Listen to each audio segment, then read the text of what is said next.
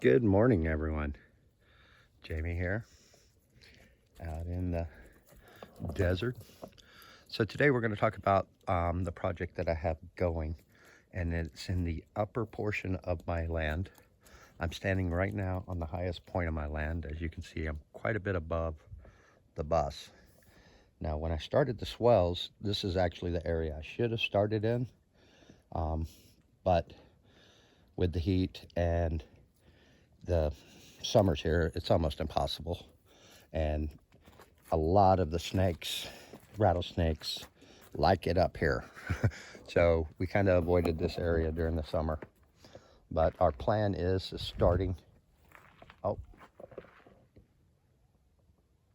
can you hear the coyotes? Our plan now is to start working this. So what I'd like to show you is the flattest portion I have up here is right here where this ocotillo is laying. It's pretty flat, and we're going to put a water catchment system in here. So we're basically going to dig it down, line it, the only one that we're actually going to line, and then we'll pipe it down all the way down to about right where my center swell is. We'll have a tote. So that'll fill this up, fill that up, and give me water down there. Now, as far as the watershed goes, you can pretty much up here, you can see how it slopes downward, of course, and that goes all the way to about where that dead cholla is at. And that all goes down to our first swell, which is right down here. So what we're going to do is put a series of one rock dams, slow this water down, coming all the way down. And as we go down, we'll put in rock dams to slow the water down and try to build up the soil behind those rock dams. And each time we build up the soil, we'll raise the dam a little more. And then eventually we can have water holding up here, or at least percolating up here. And that's what we're mainly going for in this. People always ask why I don't line the holes we're dig, because I'm trying to make what's called percolation pits, where basically it says that if you store the water up top, it goes down, it absorbs, but water follows the flow underground that it does above the ground. So if it goes in the ground here, it eventually will pop up down at the bottom. And they say that over a period of time, you could actually form a spring that way. So we're going to see. So as you can see, I've got good terraces already naturally built. I can put a one rock dam about where Ryder's at, and that'll hold that up.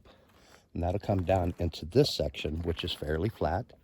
And I can put one here. I'm fortunate that all these rocks in the formations are making these bowls for me. Now over here, we've already kind of started, and that's the point of the video, because I've started on it and I don't want to get it done without showing how we did it so much. But as you can see, just taking rocks from up here, coming down and building them so it builds up soil. And we're doing it in several different places in this watershed that goes, again, down to my first swell, which sets right there. All this water comes down there. So if I can build this up, I stand a chance. Now this is this one gully that it comes through. And again, another flat area. I can build up the rocks right here and hold the water back this way. And as we go down, we're doing the same thing all the way down with the wall getting higher. Now over here, we've kind of started too. And this is the other side. Now, from about that ocotillo there, it goes down to this next level down here, which actually ends up close to the bus. And anything on that side naturally goes into the creek bed. So I can already see from the light rain we had that it's kind of working. We built a series coming up here, and This normally dries out fast up here, but it's already holding water. So just little rocks and big rocks stacked up to kind of slow the water down. So as we go down, we'll keep doing this until our first swell, and after that we go into deeper percolation pits. Now, some of the things I have to be careful of on the construction is to make sure I don't flood these guys out. I definitely want to keep them. So I just wanted to give you an idea on what we've been working on. The rest of the stuff we've been working on, I'll show you in the garden update on the 9th month anniversary. But it's not a bad idea, I don't think. Should work in theory.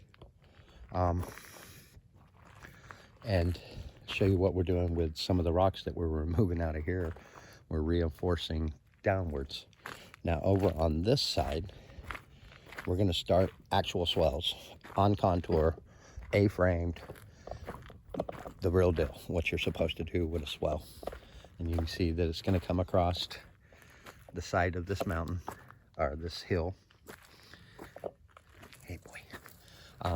And line this. Now all this pretty much goes to our first swell right there. Now just on the other side of those chaparrals, the creek from this property next to us comes down the road and just past that mesquite tree dumps in, and that goes into our second sets of swells and percolation pits that we've done. So this time we're just going to start from the top and work our way down. Does that feel good? Stop. Come.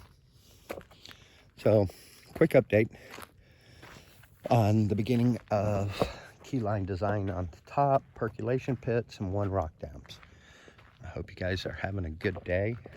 I hope you continue having a good day.